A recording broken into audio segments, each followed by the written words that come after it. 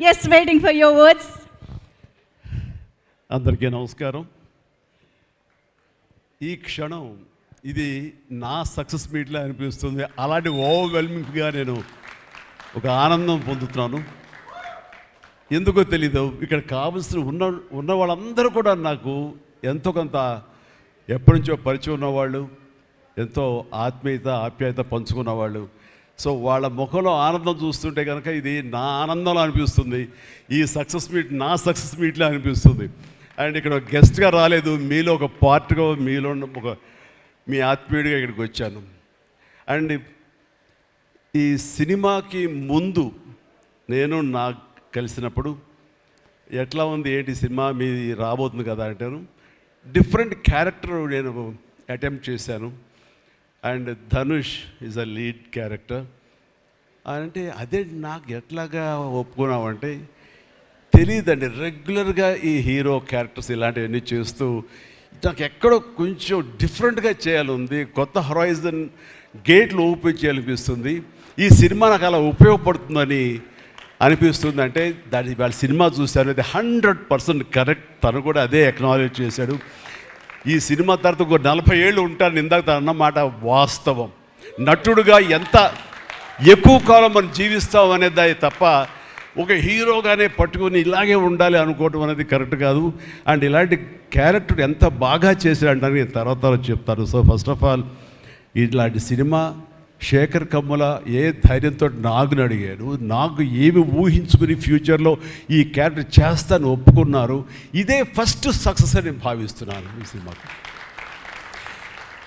ఆ తర్వాత ఇంకా ఈ క్యారెక్టర్ ధనుష్ తప్ప ఇంకెవరిని ఊహించుకోలేము. ధనుష్ ఒక్కడే దీన్ని న్యాయం చేయగలడు. తన పెర్ఫార్మెన్స్లో అనిపించింది క్యారెక్టర్ చూసిన తర్వాత. నిజంగానే తిరుపతిలో సినిమా చూస్తుంటే తిరుపతిలో ఓపెన్ చేసినప్పుడు కింద ఒక యాక్సిడెంట్ అయ్యే ముందు బెగ్గర్స్లో కూర్చున్నప్పుడు ధనుష్ అని గుర్తించాలి. నాకు ఆ పరిగెత్తేంతో నాకు గుర్తించలేకపోయాను. అంతగా క్యారెక్టర్లో యూ ఇన్వాల్వ్ సో మచ్. నీ గెటప్ కానీ అన్నీ కానీ సో అంటే అక్కడ తెలిసిపోతుంది తన డెడికేషన్ ఏమిటో ఆర్టిస్ట్ గారు అది. అండ్ ఈ సినిమా ఇది నేను ఒక ఎక్స్పీరియన్స్ తప్ప నాకు ఒక సినిమాగా నేను చూడలేదు, ఒక వాస్తవంగా జరుగుతున్నదిగా అనిపించింది నాకు. అండ్ శేఖర్ కమ్ముల డీటెయిల్డ్గా నేను మిగతా అందరి నుంచి మాట్లాడే ముందు అసలు నువ్వేమిటి, నీ ఆలోచన విధానం ఏమిటి అనేది ఇట్స్ ఎంటైర్లీ డిఫరెంట్. 25 సంవత్సరాల పాటు నువ్వు అనుకున్న విధంగా, నువ్వు అనుకున్న క్యారెక్టర్స్ తోటి, నువ్వు అనుకున్న కంటెంట్ తోటి 10 సినిమాల కంటే ఎక్కువ చేయకపోయినా సరే ఒక్కొక్కటి ఒక ఆణిముత్యంలాగా చేసుకుంటూ ప్రజల గుండెలో, ప్రేక్షకుల గుండెలో ఒక సుస్థిరమైన స్థానం ఏర్పరచుకున్నావు. అండ్ ఆ మధ్యకాలంలో మీరు నా ఒక పోస్టర్, మీరు 25 years పోస్టర్ మీరు రిలీజ్ చేయాలని అనుకున్నప్పుడు అది మీట్ అవ్వడానికి, అతనికి టైం ఇవ్వడానికి నాకు నిజంగా 3-4 days పట్టింది. అంత పంతం అంత పట్టింపు ఏంటి నేనంటే, సార్ మీకు గుర్తుందో లేదో, మీ 88లో మీ సినిమా స్టేట్ రౌడీ షూటింగ్ ఈ రోడ్ల మీద జరుగుతున్నప్పుడు నేను ఫస్ట్ టైం మిమ్మల్ని చూశాను. నేను ప్రేమించే మనిషి నా ఎదురుగా ఉన్నాడు, కలిస్తే బాగుండు అనుకుంటే పోలీసులు ఎవరు రాని పరిస్థితి. కానీ మీరు ఎందుకు నన్ను చూసి ఇటు రాని పిలిచారు, నన్ను ఒక్కడనే పిలిచారు, నేనే మీ దగ్గరికి వచ్చాను. నేను ఎందుకు పిలిచానంటే అతను అందరికన్నా హైట్ ఉన్నాడు కాబట్టి ఏదో తాపత్ర పడుతుంటే రమ్మని పిలిచుంటాను తప్ప అతనేమనుకున్నాడంటే నా లోపల భావాలు కానివ్వండి, నేను నా ప్రేమ కానివ్వండి నేను వ్యక్తం చేయగలిగాను, అది కరెక్ట్గా కనెక్ట్ అయింది అని తను అనుకున్నాడు. బట్ ఏమనుకున్నా సరే వచ్చిన తర్వాత నన్ను మీట్ అయిన క్షణం ముందు వరకు భవిష్యత్తులో ఏం చేయాలో తెలియదు, ఎడ్యుకేషన్ ఉంది కాబట్టి ఎట్టెళ్ళాలో తెలియటువంటి 17-18 years ఉంటాయి అప్పుడు అతనికి. 36 years అయిపోయింది కలిసి, ఫస్ట్ టైం కలిసి. ఆ క్షణాన నన్ను చూడగానే, నాతోటి కూర్చోగానే, నాతో మాట్లాడగానే, నేను నా షేక్ హ్యాండ్ తీసుకోగానే ఆ క్షణం డిసైడ్ అయిపోయింది. అంబిగ్యూటీ, డౌట్ లేదు, ఖచ్చితంగా నేను సినిమా ఇండస్ట్రీలో సెటిల్ అవ్వాలని ఆ రోజు నిర్ణయించుకొని తను చెప్పడం అన్నది నాకు ఎనలేని సంతోషంగా ఉంది. నేను గర్వించే, నన్ను ప్రేమించే మనిషి, నన్ను అభిమానించే మనిషి ఈ రోజున ఈ స్థాయిలో ఉండి ఇంతమంది చేత ప్రశంసలు పొందుతున్నాడంటే కనుక హ్యాట్స్ ఆఫ్. ఇది గర్వం నీవు కాదు, నీలాంటి వ్యక్తి నన్ను ఇన్స్పిరేషన్గా తీసుకుని ఇందులో ఇండస్ట్రీ వచ్చి నీ సొంత టాలెంట్ తోటి, నీ సొంత ఆలోచనతో, నీ కమిట్మెంట్ తోటి ఈరోజు ఈ స్థాయికి ఉన్నందుకు ఫస్ట్ ఆఫ్ ఆల్ ఈ సిల్వర్ జూబ్లీ ఇయర్ సందర్భంగా మనస్ఫూర్తిగా నా అభినందనలు మరొకసారి తెలియజేస్తాను. శేఖర్ కమ్ముల ప్లీజ్. అంటే శేఖర్ కమ్ముల సినిమాలు నేను ఎప్పుడు చూస్తూనే ఉన్నాను, అన్నీ చూసాను దాదాపుగా. అది వాస్తవానికి నిజానికి చాలా దగ్గరగా అనిపిస్తాయి. అంటే తన ఫస్ట్ పిక్చర్ చూస్తుంటే ఆ క్యారెక్టర్స్ ఆనందం, రూప వీళ్ళు ఎలాగ ఉన్నారు, ఇంకా ఉండుంటారు కదా అని ఆ క్యారెక్టర్స్ కనపడే తప్ప ఆ యాక్టర్లు కనపడరు. వాళ్ళ తర్వాత చేసిన సినిమాలు మనకు గుర్తుకు రావు, దీంతో కనెక్ట్ అవ్వదు.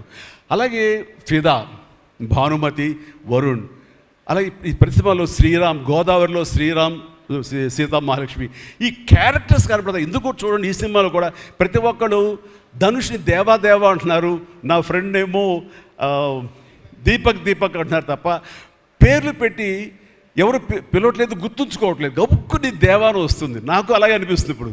అంటే క్యారెక్టర్ని అంతగా ప్రొజెక్ట్ చేస్తారు. ఇంతకంటే బెస్ట్ ఎగ్జాంపుల్ లేదు. ఎప్పుడో చూసి సినిమాలకి ఆ క్యారెక్టర్స్ పేరు, నా సినిమాలో నా క్యారెక్టర్స్ నాకు పేరు గుర్తుండవు నాకు.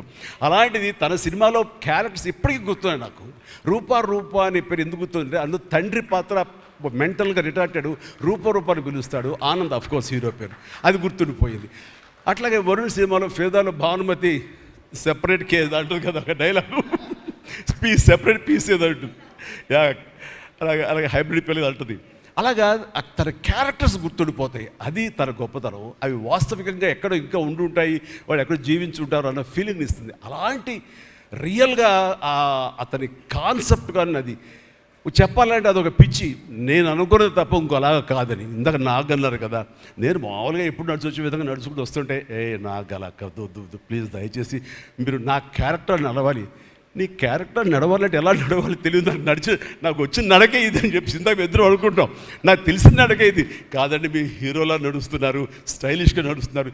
నేను స్టైలా, నేను హీరోలాగనా అని అంటే కాదు అంటూ ఆ క్యారెక్టర్ చూస్తుంటే నాకు మీరు చాలా డిఫరెంట్గా కనపడ్డారు. నాకు రెగ్యులర్గా కనపడలేదు. మీకుండే ఆ కింగ్ నాగ్ అని కానీ ఆ గ్లామర్ మన్మధుడు ఈ యొక్క స్టైల్లో ఒక చామ్ ఉంటుంది కదా, ఈ సినిమాలో అది కనపడకుండా జీవితంలో నలిగిపోయినటువంటి, మానసికంగా ఫిజికల్గా నలిగిపోయినటువంటి ఒక మనిషి కనపడుతున్నారు. అది మీ క్యారెక్టర్. ఏంటి ఇలాగుందేంటి నలిగిపోయినట్లుగా, బహుశా జైలు నుంచి బయటికి మళ్ళీ ఎప్పుడు వచ్చినప్పుడు మళ్ళీ ఫుల్ గ్లామర్లో కనపడతాడేమో సూటు గిట్ వేసుకుని. అంటే అప్పుడు కూడా భారంతోటో మానసికంగా ఆ ఒక దీనితోటో ఆ సంఘర్షణతోటో ముఖంలో ఆ హెవీనెస్ తోటో జీవితంలో ఏదో పోగొట్టుకుని ఏదో సాధించాలని ఏదో అనుకోవాలని ఏదో రకంగా అయిపోయినట్లా ఈ పరిస్థితుల్లో అన్న మీమాంసలో నలిగిపోతాం. ఆ నలిగిపోవడం అనేది ఫిజికల్గా and appearance wise performance wise చూపించగలిగాడంటే అది హెడ్స్ ఆఫ్ నాగ్. మీరు అన్నట్లుగా ఇది మీకు డిఫరెంట్, ఇంకో కోణం నుంచి మీకు హొరైజన్ మీకు ఓపెన్ అయ్యింది, ఇంకొక డోర్ ఓపెన్ అయ్యింది. తద్వారా బోల్డ్ అని ఫెంటాస్టిక్ క్యారెక్టర్స్ వస్తాయి. అండ్ మీరు అనుకున్నది ఉంటుంది, మీ లాంజివిటీ ఇంకా పెరుగుతుందని అనుకుంటున్నాను. మీ దోవలో నేను కూడా మీకు సమంగా నేను వచ్చేస్తాను నేను అనుకుంటున్నాను. అంటే ప్రతిసారి నాకు అన్ని విషయాల్లో కూడా నాకు సోర్స్ ఆఫ్ ఇన్స్పిరేషన్ అనిపిస్తుంది. అది హెల్త్ కానివ్వండి, కంపోజ్డ్ బిహేవియర్ కానివ్వండి, ఒక ట్రాంక్విల్ ఆలోచనలు కానివ్వండి, స్థితప్రజ్ఞత కానివ్వండి, ఏం జరిగినా సరే అంటే నవ్వుకుంటూ సరదాగా ఉంటాం. ఇవన్నీ చూస్తుంటే నాకు ఎంత ప్రశాంతంగా ఉంటాడు, ఎంత మానసికంగా ఉంటుందని. సో అలాగా ఈ ప్రొఫెషనల్గా కూడా ఈ సినిమాతోటి తను వెళ్ళే దారిలో వై నాట్ నేను కూడా రేపు పొద్దున ఏదైనా అవసరం వచ్చి ఓటీటీలో ఏదైనా సినిమాలు చేయాల్సి వస్తే కనుక ఏం ప్లాయ్ నార్సింగ్ నువ్వే గబున అన్నా కదా గబుకొని రెడీ అయ్యి వచ్చే రేపు పొద్దున ఇంటికి. సో ఓటీటీలో ఏదైనా సినిమాలు చేయాల్సి వచ్చినా సరే, వెబ్ ఫిల్మ్ చేయాల్సి వచ్చినా సరే, దానికి కూడా మనం సమాయత్తం అవ్వాలి. దానికి నాకు ఈ రోజున నాకు తీసుకున్న నిర్ణయం నాకు కూడా ఒక ఇన్స్పిరేషన్గా అనిపిస్తుంది. Sir well done. ఈ సినిమా ప్రతి ఒక్కరికి న్యాయం జరిగింది ఈ సినిమాలో. అండ్ నా డైలాగ్ నువ్వు అనిస్తావు నాకు ఇందాక నేషనల్ క్రష్, నా క్రష్ కూడా. అందుకని నేను ఆ మాట అనను కానీ అనుకుంటాను అంతే, పైకి మాత్రం నేను అనను. సరే అమ్మా, ఫెంటాస్టిక్ అమ్మా నువ్వు.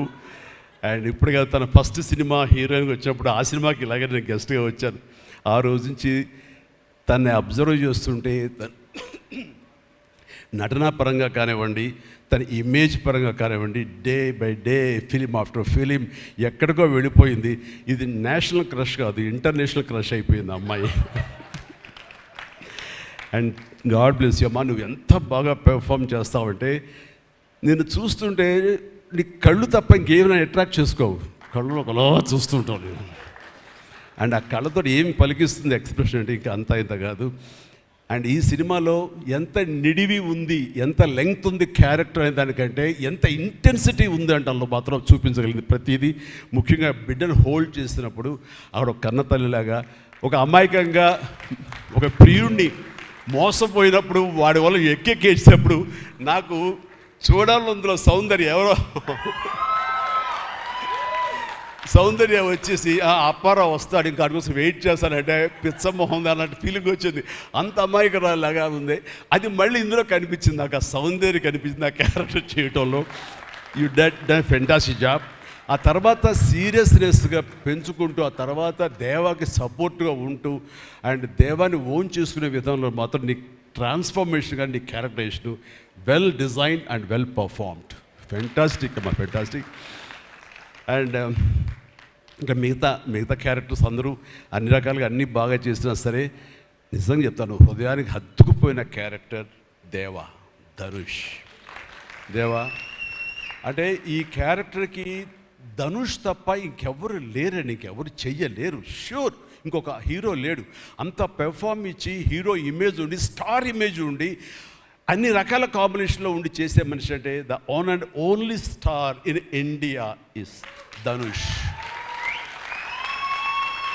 ధనుష్ని మైండ్లో పెట్టుకుని ఈ క్యారెక్టర్ డిజైన్ చేసావా శేఖర్?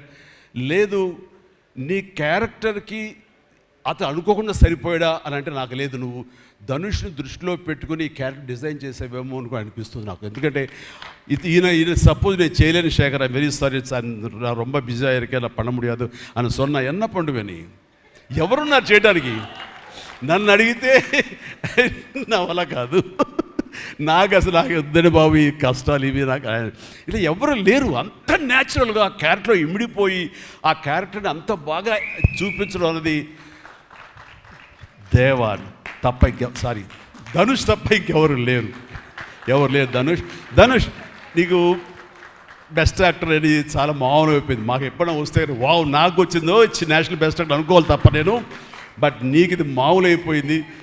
మళ్ళీ ముందస్తుగా నీకు అడ్వాన్స్గా చెప్పేస్తున్నాను, నీకు కంగ్రాట్స్. నీకు బెస్ట్ యాక్టర్ అనేది ఖచ్చితంగా రావాలి.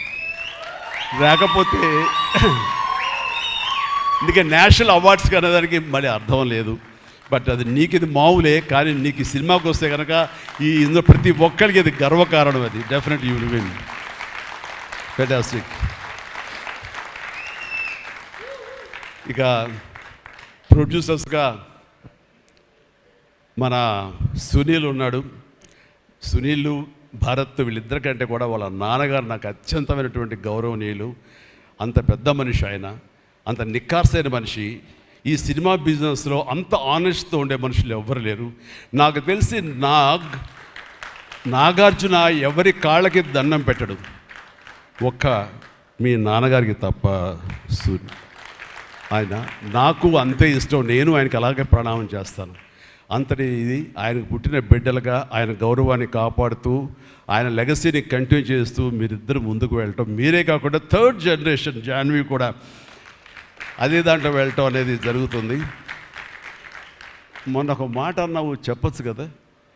చెప్పనా? ఓకే సార్, మళ్ళీ మాకు సినిమా చేయాలి సార్. మీరు వద్దులేవా, మీరు అది రకరకాలు చేసుకుంటున్నారు కదా, మళ్ళీ ఎందుకు అని.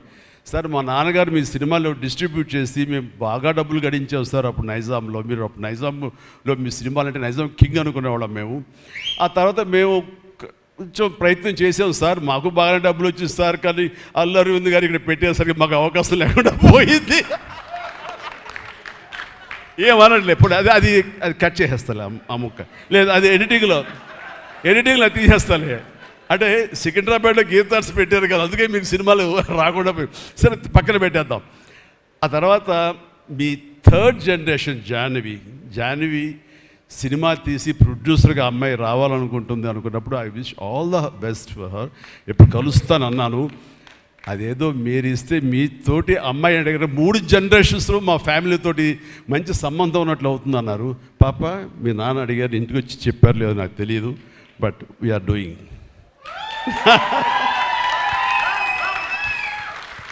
ధనుష్ చేసిన ఛాలెంజింగ్ లాంటి క్యారెక్టర్స్ వద్దమ్మా. ఫన్ ఓరియంటెడ్, మాస్ ఓరియంటెడ్, మనది సరదాగా గ్లామర్ ఇంతే. Okay, right. సో ఈ రకంగా 3వ జనరేషన్కి కూడా ఎస్ ప్లీజ్ ఈ లెగసీ ఇలాగే కంటిన్యూ అవుతుండాలి, మీ ఫ్యామిలీ బాగుండాలి నాన్నగారు ఆశీస్సులతోటి. అండ్ ఇలాంటి కుబేరా సినిమాలు మరి ఎన్నో సక్సెస్ఫుల్ సినిమాలు చేయాలి. ఇందాక ధనుష్ అన్నట్లుగా మీ మొక్కల ముందు నవ్వు ఉండాలి. ఇప్పుడు నవ్వు కొంచెం ప్లీజ్. Thank you. మీరు నవ్వుతూ ఉంటేనే మా అందరికీ నవ్వు ఉంటుంది, మేము నవ్వుతూ ఉంటాం. Thank you. అండ్ మిగతా టెక్నీషియన్స్ పరంగా చూస్తే కనుక నికేత్ కెమెరామెన్ డిఓపి నేను ఎప్పుడు చూడలేదు. Hi Niket, I haven't seen your films. I don't remember even. But the way you are presenting yourself here is very much appreciable.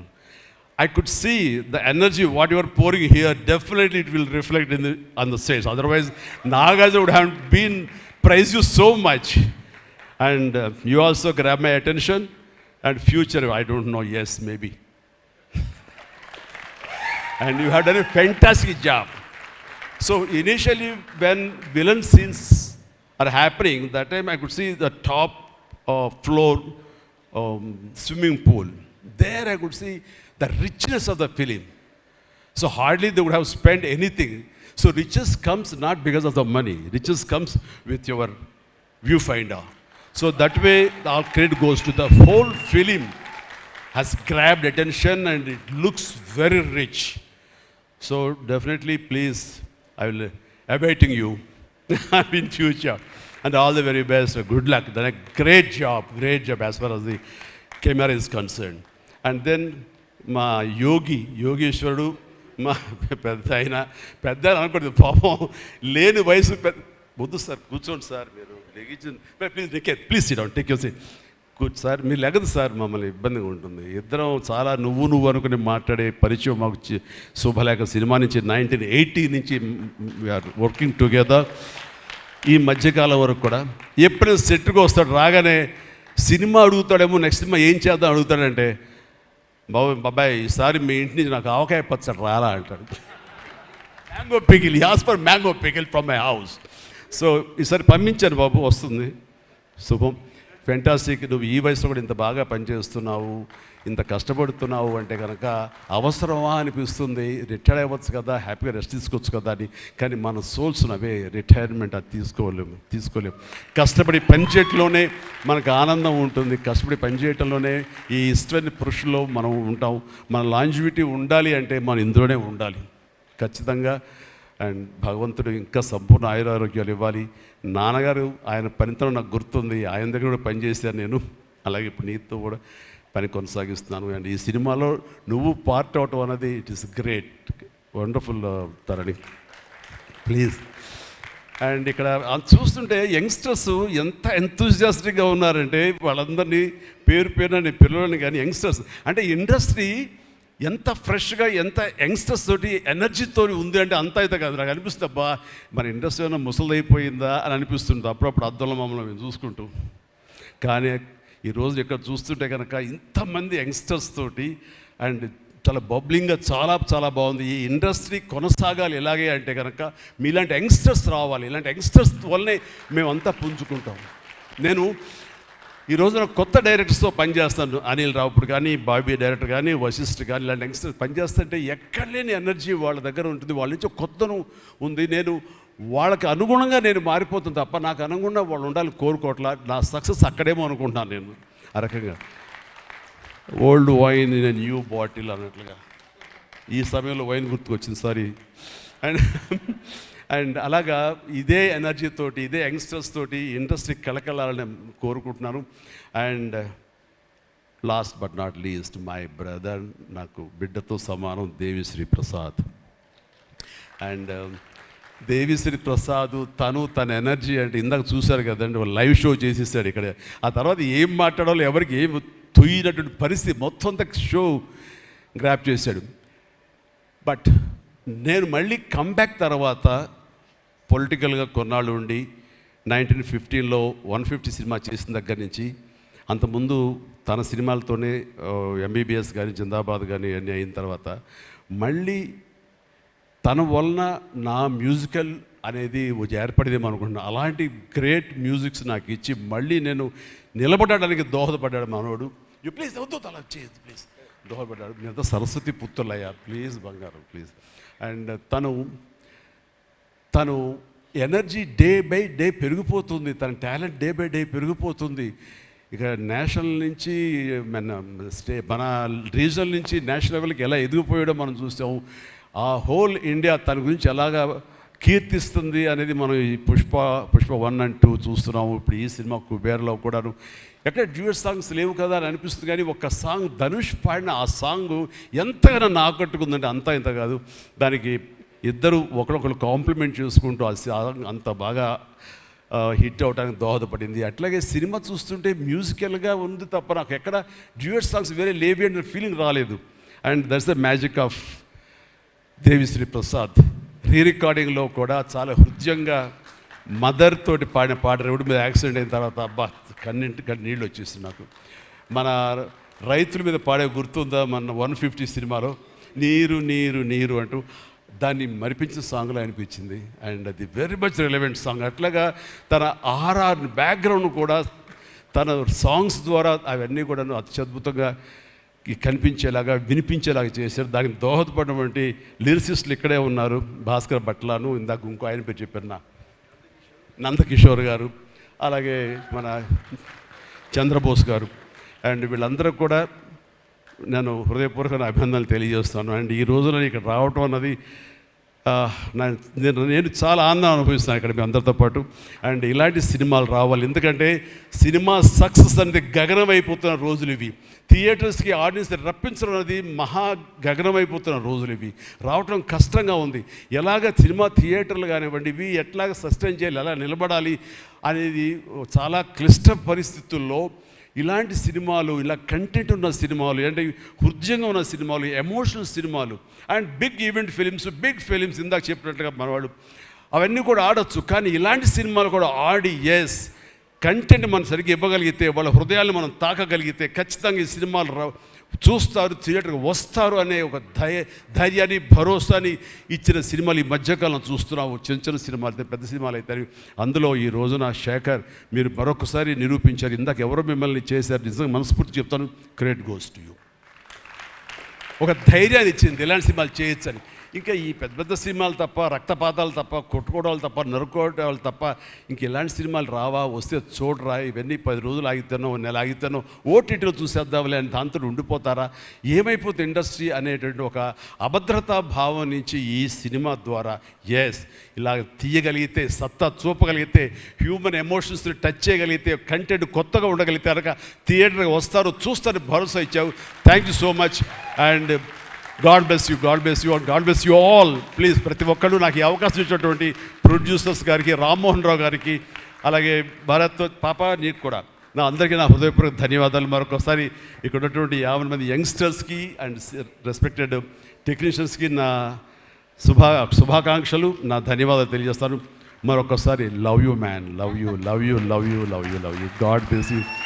And ఇప్పుడు మీ దారిలో నేను నడుస్తాను. Follow the leader. Thank you, Shyamala. You done a good job. God bless. Thank you, sir. Thank you so much. We all love you.